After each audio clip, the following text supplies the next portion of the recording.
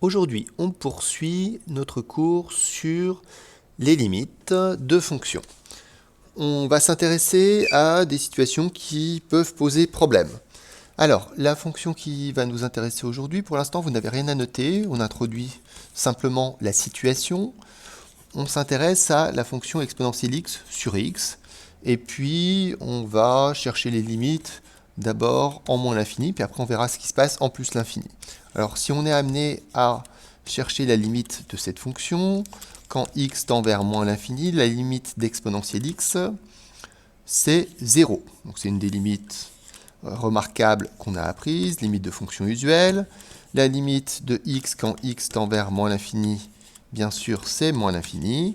Et par division, on obtient simplement la limite d'exponentielle x sur x quand x tend vers moins l'infini. Et on trouve 0 divisé par un nombre grand, on obtient 0. Donc cette limite, à noter, elle ne pose pas problème. Maintenant, on regarde ce qui se passe en plus l'infini. En plus l'infini, la limite d'exponentielle x quand x tend vers plus l'infini, c'est plus l'infini. La limite de x quand x tend vers plus l'infini, c'est plus l'infini. Nous avons donc affaire à une forme indéterminée, infini sur infini. Et donc, pour ce quotient-là, en plus l'infini, nous avons un problème. Et c'est un problème que pour l'instant, nous ne savons pas résoudre. Alors, il faudra faire attention, parce que nous allons écrire un théorème correspondant au cas en rose, un théorème qui va nous donner la réponse dans ce cas-là. Ce théorème s'appellera théorème de croissance comparée. On va comparer les croissances d'exponentielle x et x, deux fonctions qui deviennent grandes, mais en fait, exponentielle x est beaucoup plus grand. Il ne faudra pas confondre ce cas, sur lequel on va écrire un théorème, et le cas qui est en bleu, qui est un cas qu'on sait déjà traiter, et qu'on va continuer de traiter par division. Il ne faudra pas me dire sur le cas en bleu que vous utilisez le théorème qu'on va écrire, parce que ce serait complètement faux. Le cas en bleu, on sait déjà faire, on va continuer à le faire de cette manière-là. Même principe, si je considère la fonction g de x est égale à x exponentielle x. Donc si on s'intéresse à ce qui se passe en plus l'infini, donc c'est pas très compliqué, la limite de x en plus l'infini, c'est plus l'infini. La limite d'exponentielle x en plus l'infini, c'est plus l'infini. Et par multiplication, on va trouver plus l'infini fois plus l'infini, on va trouver plus l'infini. On n'a aucun problème avec cette limite. Par contre, qu'est-ce qui se passe en moins l'infini? En moins l'infini, la limite de x, c'est moins l'infini, quand x tend vers moins l'infini. Et la limite d'exponentielle x, on la rappelle, quand x tend vers moins l'infini, la limite de exponentielle x, c'est 0. Et ici, on se retrouve avec infini fois 0. Et c'est l'une des 4 formes indéterminées qu'on a apprises. Donc là, on a un problème. Donc, il faudra bien distinguer le cas en bleu, ici, sur lequel on se contentera de continuer à faire la multiplication, et le cas en rose, ici, pour lequel il va falloir qu'on donne un théorème. Alors, aujourd'hui, ce qu'on va faire, c'est qu'on va simplement donner les réponses. C'est-à-dire qu'on va énoncer le théorème. Dans une prochaine vidéo, on fera la démonstration qui est absolument nécessaire.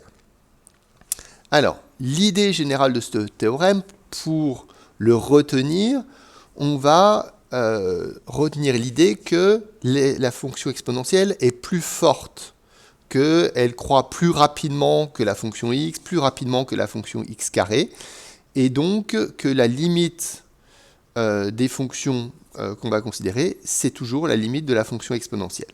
Donc en moins l'infini, la limite de la fonction exponentielle, c'est 0, et c'est cette fonction-là qui l'emporte. On a une forme indéterminée a priori infini fois 0, un grand fois un petit. En fait, le petit est beaucoup plus petit, et c'est lui qui va l'emporter. Ici, on a la limite d'un nombre grand sur un nombre grand. Et bien, l'exponentielle est beaucoup plus grande que la fonction x. Et donc, la limite, ce sera plus l'infini. En parallèle, ici, on va dire que ce soit x, x carré, x cube, x exposant ce que vous voudrez, ça ne va rien changer à l'affaire. Donc, ici, la limite de xn ex, ce sera donc 0. Et ici, la limite de exponentielle x sur x, exposant 2, exposant 3, exposant 4, ce sera donc plus l'infini. On parle ici d'un n entier. Donc, un n appartenant à n. Alors, je vais mettre une étoile. Il n'y a pas 0, parce que s'il y a 0, c'est même pas une forme indéterminée. Donc, voilà la propriété. Je vais ajouter une remarque. Donc, la remarque, je la formule pour exponentielle x sur x, si jamais vous avez le quotient dans l'autre sens. Donc, c'est l'inverse de ce qui est écrit là. L'inverse de plus l'infini. Donc 1 sur très grand, ça fait 0. Donc si vous l'avez dans l'autre sens, limite de x sur exponentielle x est égale à 0. Vous pouvez vous dire, on a un nombre grand en haut, mais on a un nombre très très très très grand en bas. Et donc le résultat va être petit, proche de 0. Même chose, même si c'est x carré, x au cube, ça ne changera rien. On aura donc cette limite qui est égale à 0. Alors, selon les exercices, on peut vous demander de justifier cette remarque ou on tolérera que vous l'utilisiez. Donc, si c'est explicitement demandé pour vous, il faudra faire le raisonnement que je vous ai indiqué en parlant de l'inverse des propriétés encadrées. On essaye tout de suite d'appliquer les propriétés à un exemple, sachant que les démonstrations des propriétés encadrées seront faites dans une autre vidéo. Donc, on cherche la limite de cette fonction en plus l'infini. Alors, première remarque, exponentielle x, sa limite c'est plus l'infini, moins 5x carré, sa limite c'est moins l'infini. Donc, on a affaire à une forme indéterminée, infini moins infini. Alors, ce qu'on va faire, c'est qu'on va appliquer la méthode habituelle qui consiste à faire une factorisation. Alors, il y a plusieurs méthodes. On peut factoriser par x, mais ça ne suffira pas, parce qu'ici, on a exponentielle et ici, on a x carré. On peut factoriser par x carré ou par exponentielle x. Alors, je choisis de factoriser par x carré. Vous allez voir ce que ça donne. Donc, j'obtiens exponentielle x sur x carré. Ensuite, 5x carré sur x carré, ça fait moins 5, plus 7 sur x carré. Et puis, maintenant qu'on l'a mis sous cette forme-là, on va pouvoir traiter la question. Alors ici, j'ai exponentielle x sur x carré. Cette limite, a priori, est une forme indéterminée. On a un nombre grand en haut, on a un nombre grand en bas. Mais justement, on va pouvoir donner sa limite, qui est plus l'infini, en utilisant le théorème qu'on vient d'écrire. Donc, c'est par croissance comparée.